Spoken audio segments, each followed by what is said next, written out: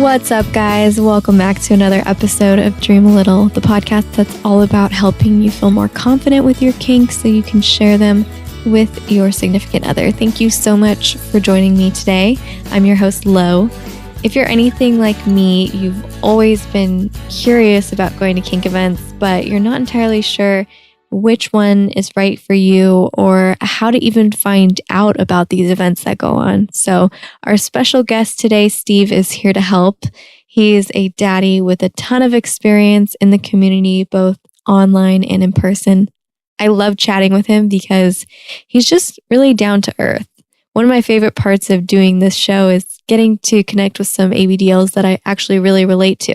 So today, Steve's going to give us some tips on how to find out about events and even share some of his mistakes that he's made in the past with opening up to vanilla partners.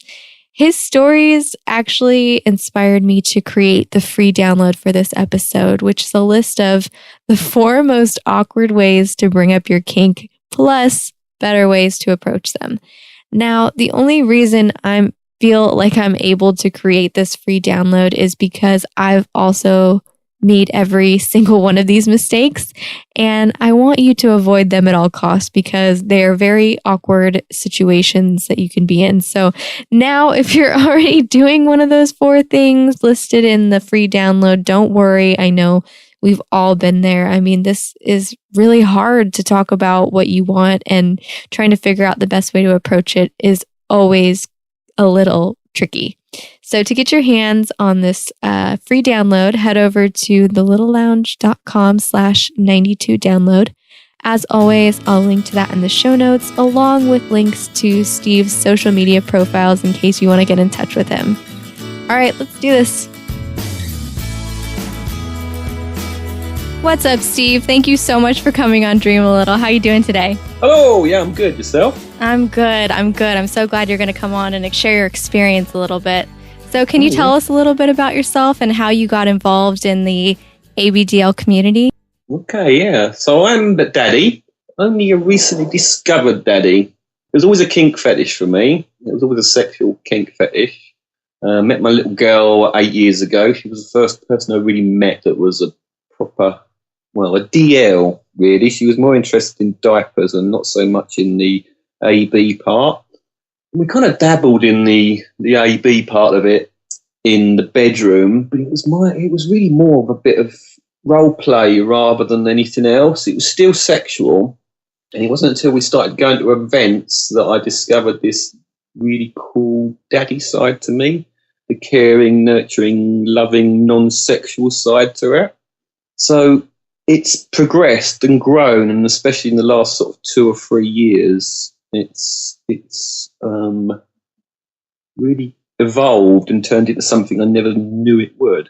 That's great. That's really interesting that she started off as a DL, like strictly DL, or was she kind of interested in the AB side as well? Yeah, I think she's always embarrassed about it, just like how I was always embarrassed about finding it sexual and interesting. So I think she sort of hid it rather than anything else. Because I wasn't that welcoming to it, I guess she still repressed it. And it wasn't until we went to events and saw all these other littles running around being little, and it kind of put her at ease. And then she started being little more, and I started really liking it from a non-sexual point of view. And yeah, it's just grown and blossomed into something I never thought was kind of possible. Yeah. Wait, how did you two meet? Did you meet online then? Yeah, we met on a website called Diaper Space when MySpace was big. I mean, oh my gosh, is that site even still around? No, long gone. But yeah, we met on that. We had a few chats, and then we Skyped, and then we was meeting, and that was it. As soon as I met her, that was it. It was like, oh my God. I did not even realize that you could meet people on that site. I thought it was just videos and pictures and things like that. Oh, hang on. Have I got the name wrong then? Diaper Space. Yeah, it was. It was a diaper ABDL sort of singles website. Are you thinking of something else? Or maybe I am. But it sounds like you got really lucky because I feel like most people meet on FetLife or one of those bigger sites, right? Yes.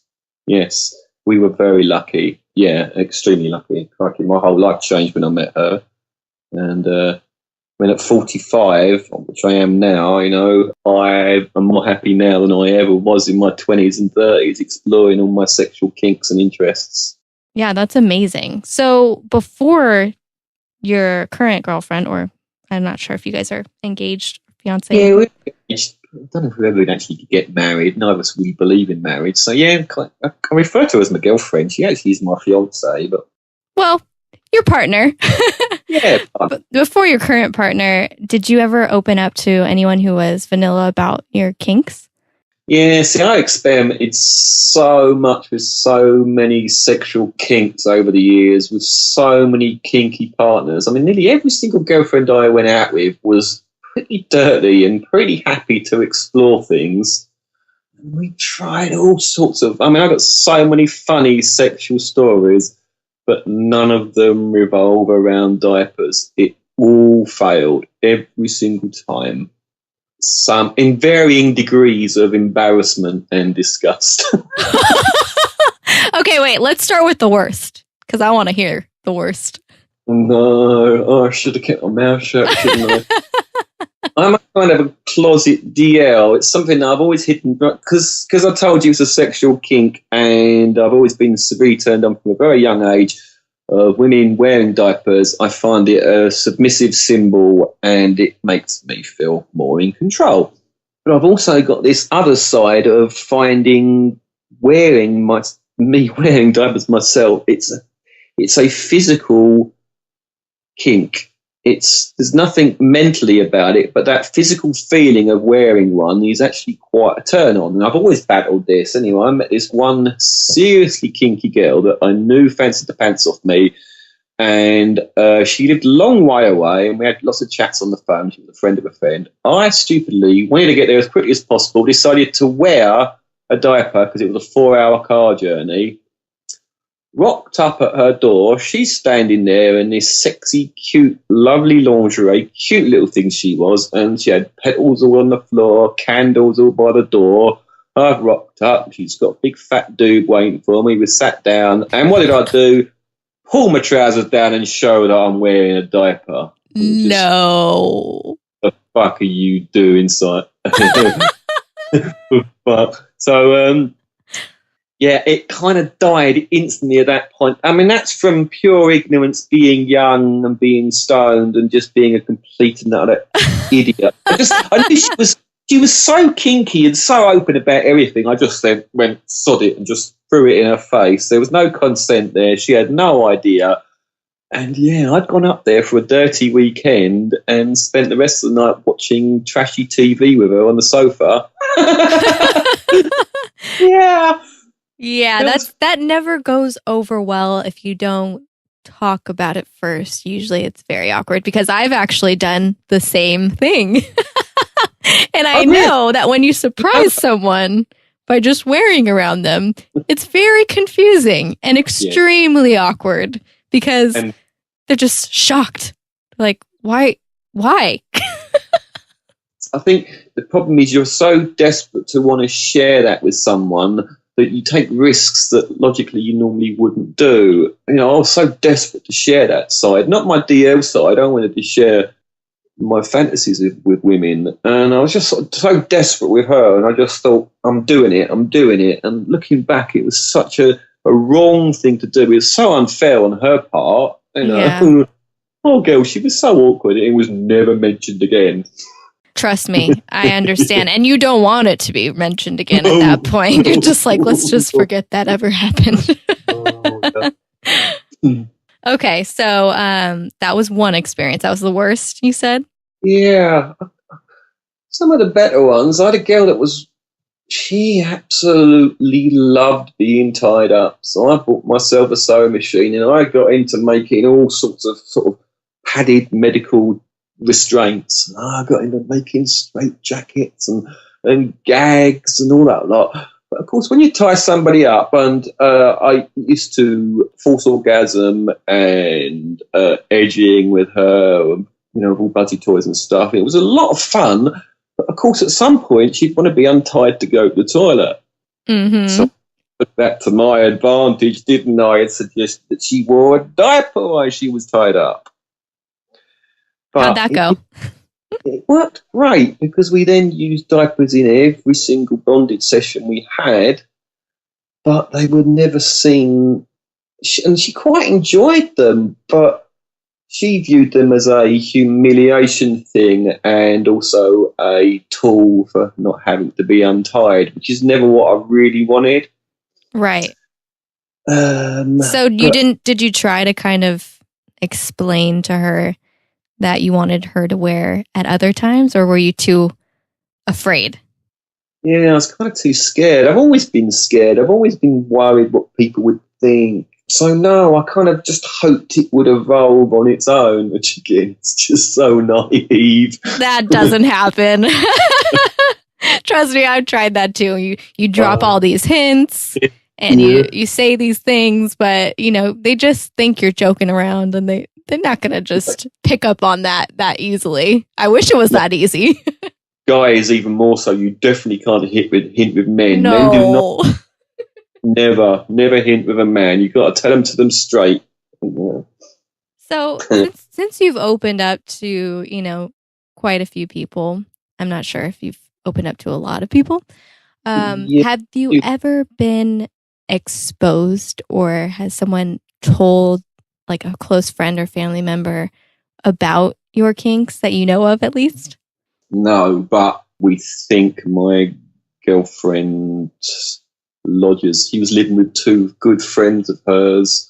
She came and stayed with me for a weekend. When she went back, they just said, right, pack your bags, we want you left by the end of the week. And they gave no explanation. She was too embarrassed to ask, but we're both pretty convinced that they found her stash. And they kicked you out because of that? Yeah, kicked her out. They gave her a week to move out. Wait, what kind of stash is this? Are we talking like a closet full? No, just a couple of diapers and a pair of plastic pants. That was pretty much it. But you know what? I kind of get it. I do understand that. I was angry. She was so embarrassed, although there was no definite proof. But I do understand why vanillas will think that.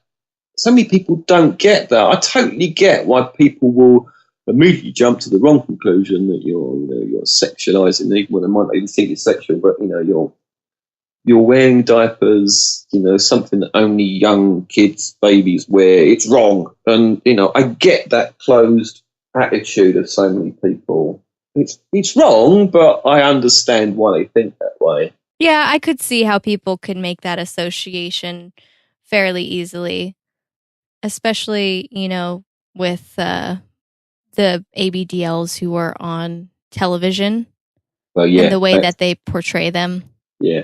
That's not helped the cause at all, has it? No, not at all. Yes, I and Jerry Springer, good God, they're the two things that they're going to find if they search online. And it's like, please. Yeah, I remember very vividly when I was very young and that episode came on TV, and my grandma turned to me and she goes, people wanting to dress up like babies. How sick and twisted is that? And I was like, in my head, I'm like, God, kill me.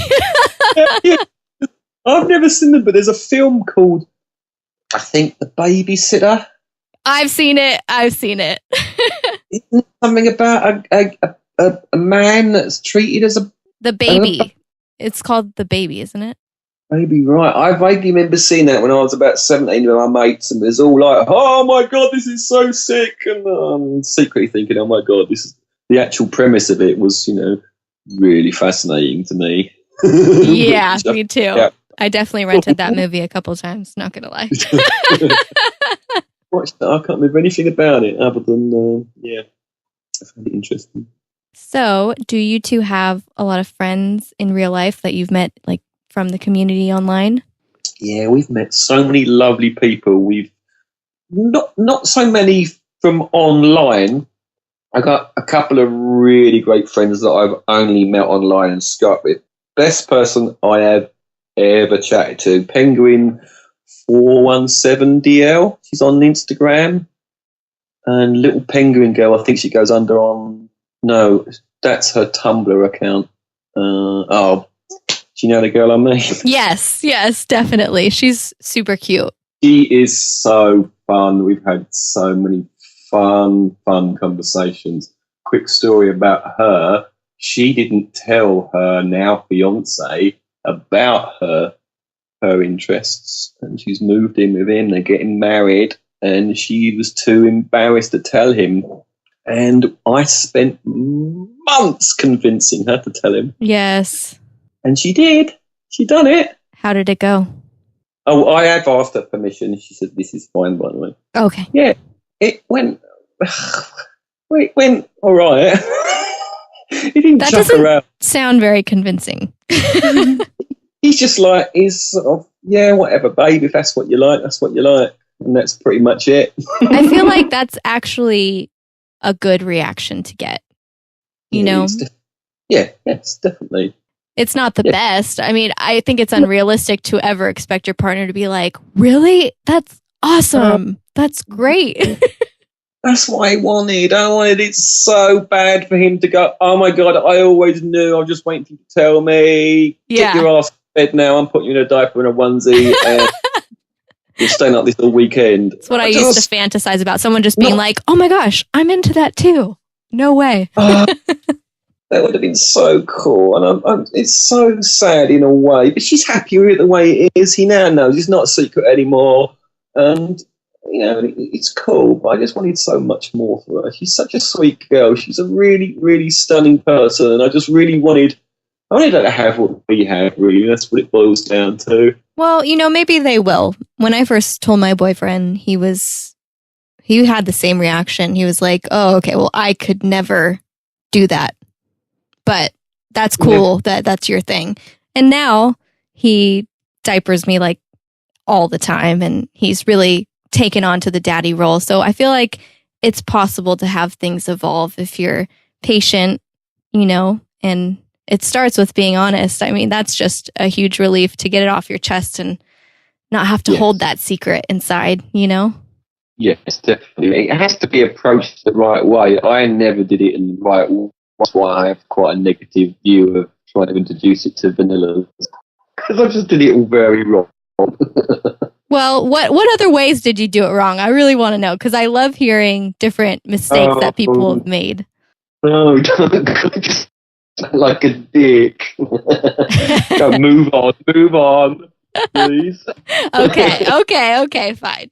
So, do any of your friends or family know about this side of you? No. Good God, no. I'd be mortified. Yeah, me too. I'm in the same boat. I've got so many good friends, and we've got quite a few vanilla friends, quite a few friends, not quite a few, there's a couple of good friends that you almost know they'd go, hey, cool, let's, you know, whatever, that's absolutely great. But I still wouldn't tell them. We don't think they have any reason to know, and if it went wrong, they would view us in a different way. I don't want that. I want to keep it separate. We've got our kink side and our normal vanilla side, and they're very separate. Although, yes, we've got good friends that we meet up with that are into the scene, which is lovely, having friends that you get on really well with, but also have that shared interest. But yeah, I don't want friends or family outside of the kink knowing. Yeah. I'm in the same boat. I've found that I've only opened to one friend, and that was it. And that's because she pried over and over. She's very persistent. She had to know what it was. And it got to the point where she was actually a little bit scared because I wasn't telling her. And she was like, what? Do you like to murder people? Do you like to have sex with dead bodies? No. Wait a minute. There is, isn't there? Yeah, sorry. I mean, yeah. So at that point, I feel like I had no choice other than to just tell her what it was. And luckily, she was accepting. But I'm in the same boat. Unless you're planning on involving them in some way, it's kind of unnecessary. Yeah, very. And so awkward if it goes wrong. So awkward. Yeah, definitely. Do you have any advice for people who are struggling to kind of tell their partner about their kinks? Joking, right? Well, just from this episode, I've figured out, don't surprise them by wearing. Definitely have a conversation about it first. And what was the other one? I mean, a lot of it's been covered by so many different people you've interviewed, but it's that honesty part, but also, as you put it in the past, owning it. To be embarrassed about it and go, well, I've got something that's really embarrassing to tell you, and be all shy and coy about it, it doesn't set it off on the right foot, because immediately they're like, oh my God, what is it?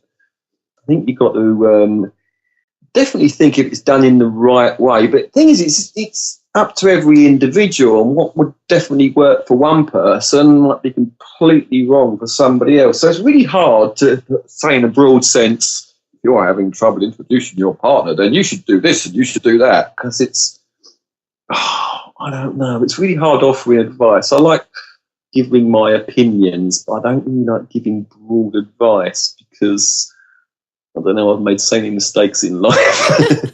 I think those are the best people to talk to. That way you can avoid making those same mistakes. But what about for as far as meeting people online? Because it sounds like you've had some good success. And a lot of people reach out to me because they're having trouble with that first message to reach out, because they don't want to seem creepy and they don't want to seem thirsty.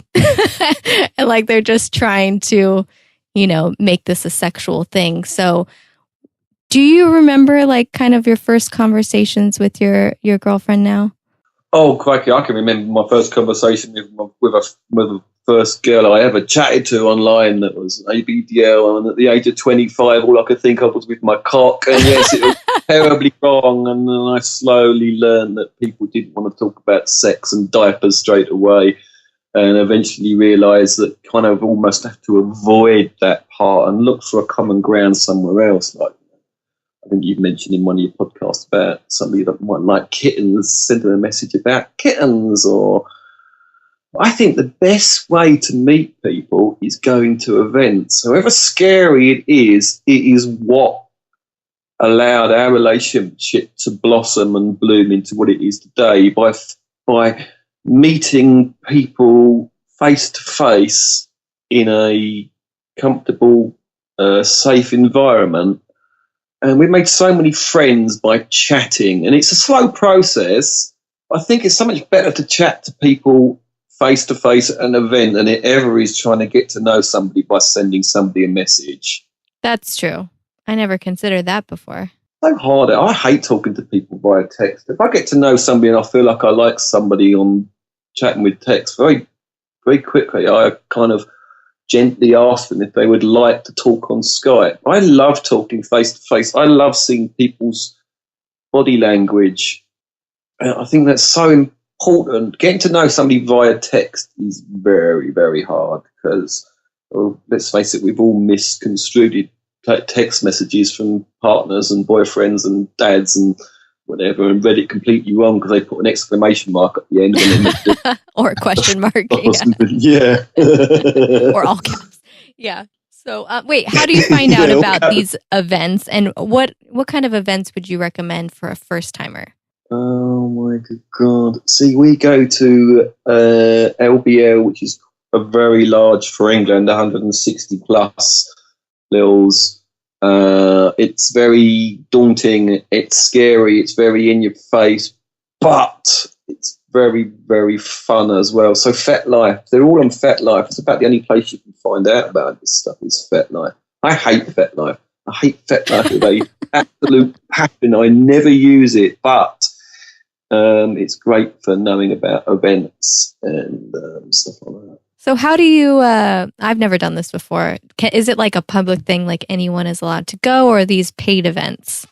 Yeah, the one that's held at a soft play event in London, which is a kids soft play event, you actually have to email her beforehand, and she actually checks your FetLife account out, and you have to have ID. Whereas LBL, you can pretty much rock up with just ID and they let you in, I think. I don't think you're vetted in any way with LBL. Not that that's any indication that it's a badly run event. It's an amazingly well-run event and run by some amazing people. Yeah, but I don't know how you really find it on FetLife. I was just sort of following other people and they have it on their page. Yeah, that's the problem with FetLife that I really hate, trying to find these events. I always go to people that I know who go into these events and look on their going to list and then click on it that way. You try finding LBL on FetLife or finding PlaySpace or finding Binky Bumps. It's almost impossible. Well, that's kind of interesting. But at the same time, then you don't have a bunch of random people who aren't into the scene rolling up, which is kind of nice, probably. Yeah, that is true. I guess the best way to find out about the events is following people and looking on their listings of events that they are going to. That's how I always find it. All right, cool. Well, so you are on FetLife? Yeah, I think I've said on there. God knows what my password is. But yeah, that's my girlfriend. All right. So how can people get in touch with you? Tumblr, anybody can follow me. And although I've not used it for quite a while, there's quite a lot of interesting articles that I've written on there about, funny enough, our first event that we went to is quite a long bit of writing on there about there, and lots of other stuff on there that I just found interesting. So what's the name of your Tumblr? So daddy dash the minus sign, the negative sign, FOR dash my dash GF. Awesome. GF stands for girlfriend, not gluten free. Thank you for clarifying that. You're welcome. Not a daddy to gluten-free bread. Got it. No, not anymore. Well, Steve, thank you so much for coming on the show and for telling us a little about events and about yourself. I really enjoyed getting to know you. No, you're welcome. Thank you. Bye. Well, there you have it, guys. I really hope that you enjoyed this episode. I do have a quick announcement before I go. My boyfriend TK and I are starting a new podcast series on Patreon where we answer questions directly from you. So to join in on the fun and possibly get your questions answered, head over to patreon.com/dreamalittle. I'll see you there.